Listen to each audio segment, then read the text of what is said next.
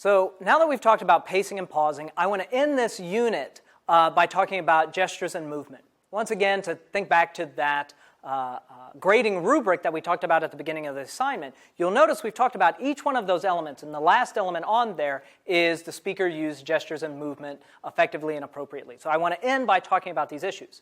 When we think about gestures and movement, ultimately it comes down to we want the gestures and movement to augment clarity for the speeches that we're working on and to look purposeful, to look intentional.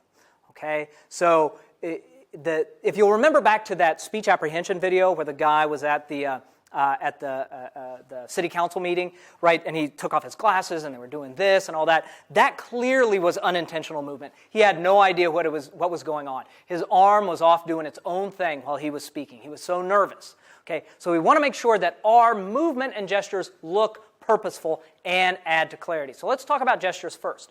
So gestures should clearly relate to your content. Okay. If you remember back to when we talked about literacy and orality, we don't have bold or italics when we stand up to speak, but gestures can perform some of that role, right? They highlight certain ideas. They underscore certain words, okay? But gestures don't illustrate. You should be thinking about it that way. We're not doing public speaking through sign, although I think that raises a whole host of really fascinating challenges. How signing for a speech is different from signing conversationally. But we're not doing that in this class. And so in that sense, our gestures don't need to illustrate. So you don't say, the other day I got out on the boat and the seas were rocky, but the sun was shining, okay? You're not doing that. But they do need to work in tandem with what you're saying, okay? So in this sense, if you want to gesture, make sure you're gesturing, okay? We sort of often do this. It's part of how we communicate. Now, if you do gesture, make sure the gestures are coming up and out. They're here. They're part of the performance. We would talk about this as your gesture box. Here's my gesture box. It's right here in front of me. My gestures come up and out into the gesture box. Most of them are going to be here. Maybe occasionally I want to do a point up here, but only very rarely, right? I don't say, I'm not doing my impromptu speech. I strongly believe in lighting. Lighting is wonderful for two main reasons, first and second. So first, right? We're not doing that, okay? Your gestures are coming out and into the gesture box. Now, why we want to do that is this is where we want our attention to be. Sometimes when people are nervous and they don't know what to do with their hands, they'll lock them in at their sides. Problem is, they've still got all the energy that they want to express when they're getting up and standing and delivering that speech. So they end up talking with their hands anyway. So what happens is they end up doing this. We talk about this being a flipper baby. Don't be a flipper baby. Plus, if you're doing this, where's that drawing the attention? Unless you're doing an informative speech about your pelvis, they don't belong there. Okay, bring them up and out.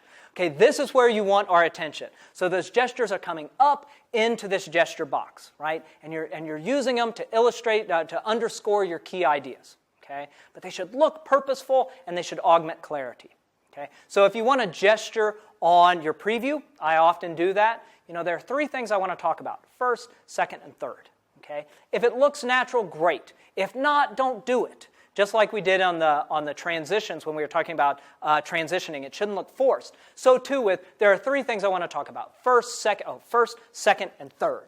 Okay, we don't do that. They should help augment clarity, but they should look natural. Okay, and above all, they should be intentional. You should look like you know what you're doing, or at least you're aware of it. And this holds true when we talk about movement.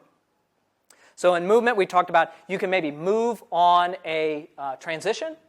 This is a way of being comfortable, being able to use your physical space as a way of illustrating how comfortable you are in the space, but also highlighting the fact that you're no longer in point one, you're over here in point two.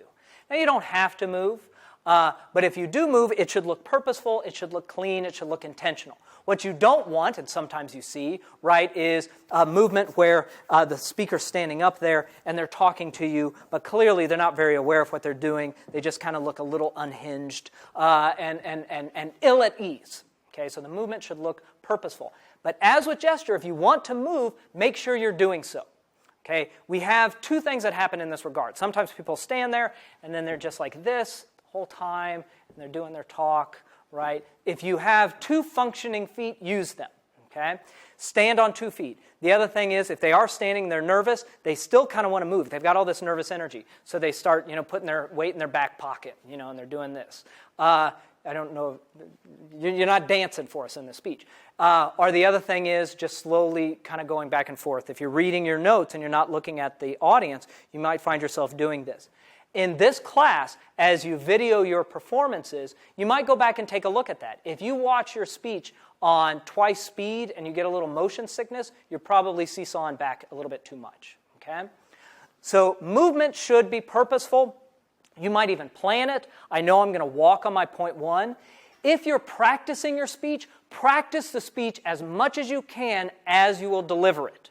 Okay? So don't practice your speech sitting at a desk if you're going to be standing up delivering the speech. Okay? Practice the speech as you will deliver it, because then you'll sort of learn what is comfortable, what's uncomfortable. Those movements will become more natural. Okay? One sort of last thing just generally on movement that I want to mention, and again, this doesn't necessarily work as much for this class if you're videoing your speeches, but certainly when you're in front of a live audience, I typically want to be able to throw my arms out in a V and capture most of my audience. So if I'm up here and my audience is all the way to the side, if I've got room, I want to go ahead and move back so I can always capture them. So I'm not blocking out my audience. Hello there. I'm capturing them I'm giving them a big hug. Give your audience a hug. Okay, so I'm capturing most of that audience. But that's a way of sort of using movement, and I can address these different components of the room. So even if you don't walk formally and a long distance on your transition, let's say you don't have a lot of space, but you really want to move, you can do the same thing with just a few shuffle steps. Okay? Boy, this is true for two reasons, first and second. So the first thing is blank, blank, blank. I'm doing my first point. But not only that, this second reason is blank, blank, blank. Okay, so that's movement that's still working to highlight the transition that I'm making, but my footprint's pretty small. Okay, so we've talked about breathing and projection. We've talked about pacing and pausing. We've talked about gestures and movement. We will spend more time talking about delivery when we get to the informative and persuasive sections on delivery. But for now, what I want you to do is, at the end of this video, there's a link to this YouTube playlist that I have on the class YouTube website. And what I want you to do is watch those sample videos. And I've got notes indicating things that I think are interesting in each one of those. Watch those, analyze them. Discuss them in the discussion forum set up for the analysis of these speeches. And as you're doing that, look at that delivery for what's working and what's not working. But also be thinking back to imitation. Okay? Delivery is a really ripe area for studying imitation. Identifying something that someone does physically or through tone or pitch that you really like and you can carry off. So think about how you're going to start incorporating that into your own speech repertoire.